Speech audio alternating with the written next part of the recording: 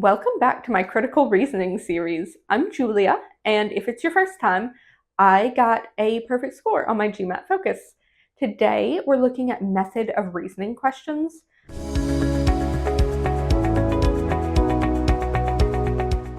I know I haven't talked much about reading comp yet, but this is a good transitional question style because it deals with the argument's structure instead of its quality. And they love to ask about structure on the reading comp questions. I'll show you what I mean with 3 practice problems from TTP. Let's start with the first one. Burrito Express CEO. Burrito Express has been in business in country X for over a decade. However, given country X's recent economic upheaval, Burrito Express's local suppliers are now unable to provide the ingredients needed for several of its most popular burritos. Rather than continue to operate with a limited menu of items, Burrito Express has decided that the best course of action is to cease all operations in Country X at the end of the month. The CEO proceeds by, keep in mind that we don't care about the soundness of this argument. We are simply identifying the structure. You'll notice I use process of elimination in these because since each answer choice describes a series of events, and since we're looking for one that's completely accurate, it can be easy to cross off bad answers if we find a part that doesn't match the passage. A. The CEO proceeds by using the example of one company's experience in country X to make the case that country X would benefit from making changes in its economic policies. The CEO doesn't recommend country X change its economic policies. This is not the one for us. The CEO proceeds by describing a general economic situation and outlining its impact on a company's global operations. The first part could be true, but I don't like global operations. It's pretty specifically not their global ops, but their local ops in country X. C. The CEO proceeds by evaluating the impact of current economic conditions on an industry and recommending how the industry should respond. The CEO doesn't really recommend how the industry should respond. They simply state how their company will be responding. D. The CEO proceeds by assuming without providing justification that a course of action makes sense. There is justification here in economic upheaval.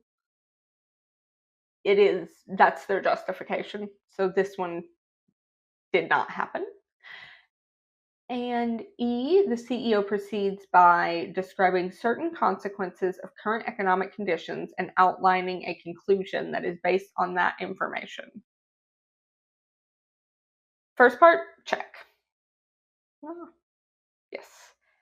And second part, check. This is our boy. Best answer, E. What's next? Marco. Many people claim that within a decade, the majority of automobiles on the road will be powered by alternative energy sources such as electricity, natural gas, or hydrogen. However, this phenomenon is unlikely to occur. Such automobiles are usually at least $10,000 more expensive than comparable gasoline-powered vehicles. Ted. As alternative energy-powered vehicles become more common, their prices will significantly decrease as used vehicles enter the resale market and manufacturers take advantage of economies of scale.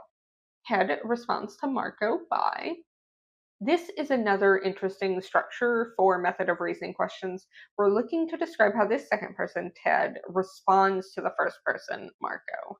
Let's go through our choices. A. Ted responds to Marco by arguing that Marco has based his claim on an unrepresentative sample. Ted doesn't argue against the generalizability of the sample. B. Ted responds to Marco by suggesting that Marco has insufficiently defined the term alternative. Ted doesn't question the term's definition. C. Ted responds to Marco by rejecting a premise upon which Marco's argument depends. This one's interesting.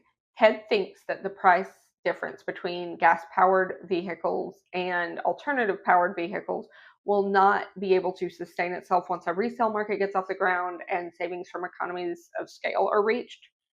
However, he never actually goes as far as to reject Marco's premise. He more introduces these counterpoints. D. Ted responds to Marco by questioning Marco's motives for opposing alternative energy powered vehicles. This would be a pretty unhinged response from Ted, considering Marco made no indication that he opposes alternative energy powered vehicles. Neither part of this answer is accurate. E. Ted responds to Marco by pointing out additional factors that Marco may not have considered. That's what happened. He's just pointing out some additional factors that might influence Marco's prediction. The best answer, E. Let's look at one with some bolded segments. A recent study showed a correlation between the quality of wine and the price of wine. While these results indicate that generally a winery's improving the quality of its wine will enable that winery to increase the price that it receives per bottle, it would be wrong to conclude from the existence of this pattern that a winery will benefit financially from improving the quality of its wine. There are costs to improving wine quality, such as the extra expense of higher quality grapes, money spent on new technology, and salaries of top-notch winemakers. And therefore, wineries that improve wine quality often see lower returns on investment than are seen by wineries that produce wine of lower quality. In the passage above, the portions in boldface play which of the following roles? You might have noticed that we haven't been too concerned about finding conclusions today, and indeed, these question types often have multiple conclusions.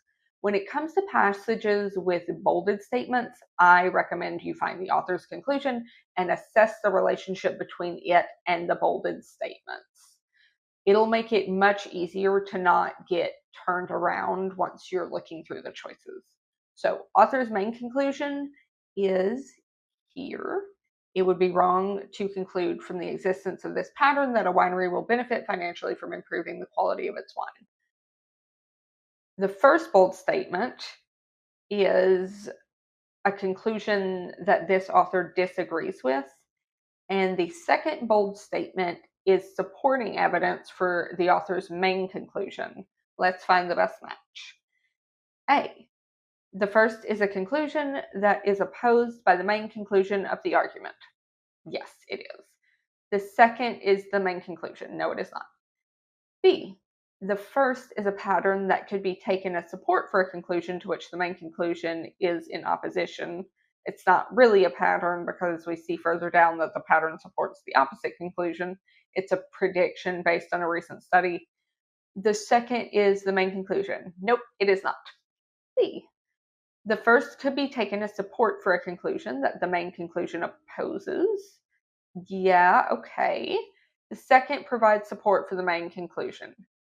Yeah, also true. Let's keep going to be sure. D. The first is a specific case used to support a questionable assertion. It's not a specific case at all. The second is a more general case that follows from that assertion. It most certainly is not. E. The first is an objection that has been raised against a position defended in the argument. It's not objecting to anything. The second is that position. Nope. Best answer is C. The key with these is to not psych yourself out with the descriptive phrasing. Sometimes it's deliberately weird to try and throw you off, but keep calm and rule out answers one at a time until you're left with the best choice. Thank you so much for hanging out. I will see you next time.